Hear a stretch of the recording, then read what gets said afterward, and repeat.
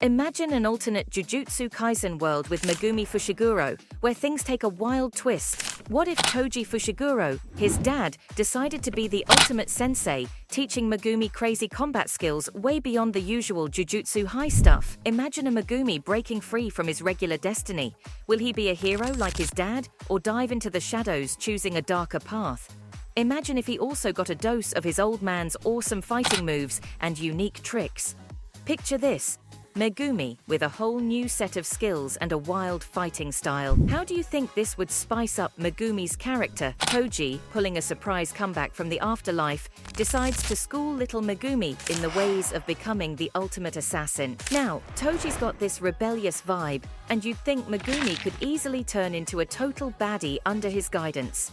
Toji molding young Megumi to wrangle the Maharaga, the Godzilla-level beast Megumi can summon. It's a wild ride, my friends. Megumi, torn between the dark side and the path of righteousness, serves up some seriously jaw-dropping action.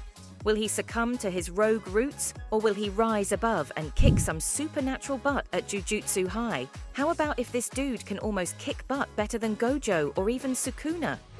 Megumi stood on the edge, fear and hope wrestling within his heart. Would he follow his father's path of shadows, or answer the call to righteousness and join the ranks of Jujutsu High? I bet you're itching with questions, and let me tell you, the possibilities are endless. But don't sweat it, we've got all the answers. So stick around till the end, because you won't want to miss a single thing. Let's get into it. These scenarios that we are trying to talk about obviously aren't actually bringing his father into the picture, but just bringing in the change scene about what would have happened if he possessed the heavenly restriction. The twist you guys are actually going to be getting is insane. Stick with us. We have a total of 5 scenarios that we are going to talk about and look at the possibilities of what a Toji-leveled Megumi could do. Let's take a look at the first scenario, taking us back to the beginning of the anime when Itadori gulps down Sukuna's finger, getting possessed. Before this finger feast, Megumi's job of dealing with the cursed monster at Itadori's high school would have been a very easy job.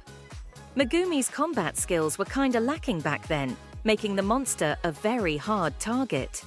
Imagine if Megumi had some serious combat prowess. He might have prevented Itadori from munching on that Sukuna finger, potentially altering the entire course of events. Itadori might not have even joined Jujutsu High. Now, on to the next scene in our first scenario. Sure, Itadori has this knack for controlling Sukuna, but let's add a twist. What if, in the early days, he loses control? That would spell trouble, especially since Megumi doesn't know much about Sukuna's techniques. If Megumi had top-notch combat abilities, he could have easily neutralized possessed Itadori, maybe even before Satoru Gojo stepped in. Picture Megumi saving the day, showing off his combat finesse, and maybe Itadori getting a little time out from Gojo. Well, obviously, if it happened that way, we might not have encountered Sukuna in the whole anime due to the fact that at one point Megumi makes up his mind of exorcising him. With him having the abilities of Toji, it would have been easy on a one-fingered Sukuna. There's probably not going to be the need for him. Summoning the Maharaga, maybe just his combat abilities would have been enough, even if it would have been a drag maybe with just the summon of just one shadow beast. Let's dive into another interesting scenario. Itadori, possessed by Sukuna's will, gets into a wild fight with Megumi. Sukuna, being his bold self, straight up yanks out Itadori's heart just for a showdown. He challenges Megumi, saying he's clueless about Megumi's skills.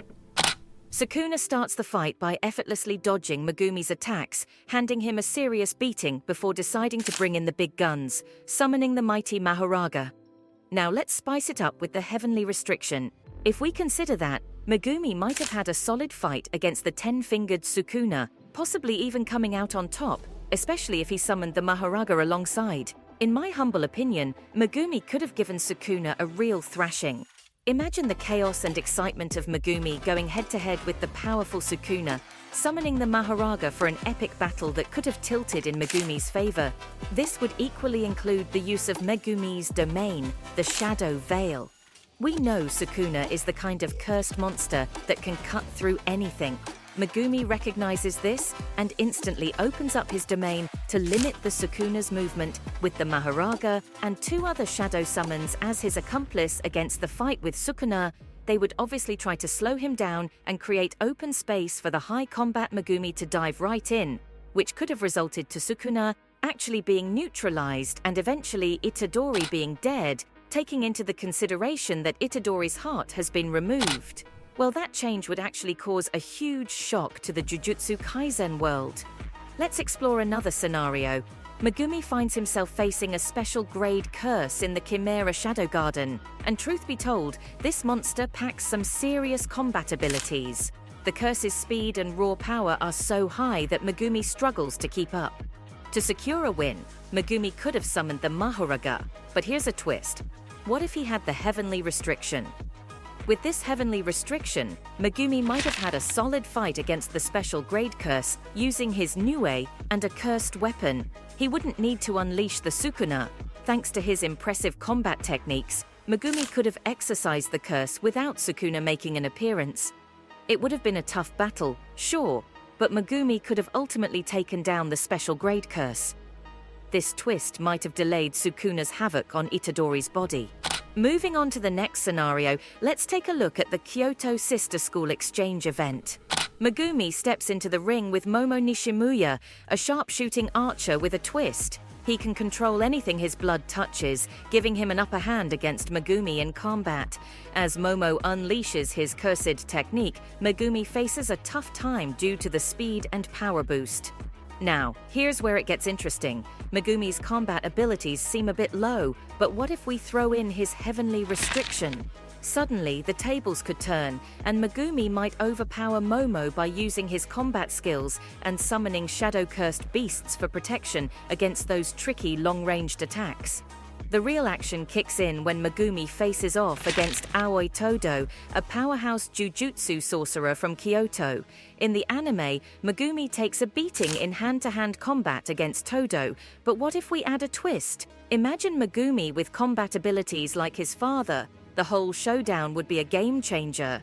No need for summoning shadow monsters. They could go head-to-head in an epic clash using their natural abilities. Let's spice things up with Todo facing Megumi's newfound power and speed, making him a bit uneasy. We get a sneak peek into Todo's full bag of curse techniques. Todo, who usually finds Megumi's fighting style as exciting as his taste in women is boring, might just change his tune after this showdown.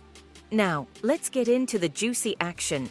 Todo's curse technique is a real game changer. He can zap to wherever he touches. But is this an easy win for Megumi? Not so fast. Todo packs a punch with his high combat ability, Black Flash, and the sneaky curse technique.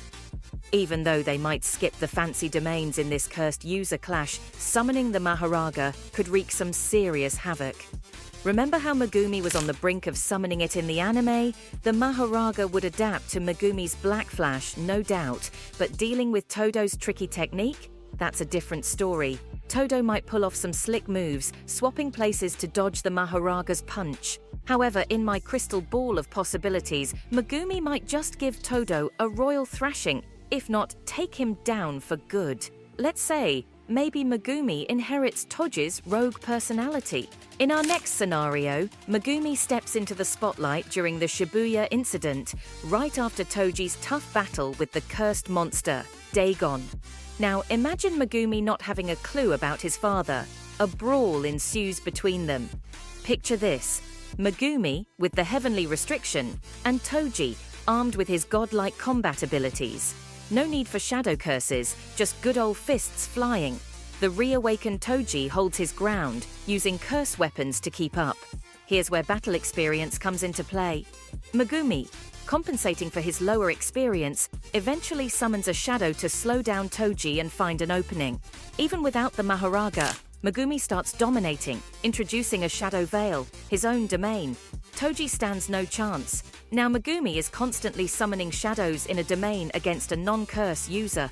Pretty awesome, right? He even throws in shadow clones for more openings. But think about it. A cursed user with the Heavenly Restriction against a non-curse user like Toji. Megumi would practically send him back to the afterlife with the epic intervention of a domain. This would prompt an assassination technique even Toji himself won't be able to handle.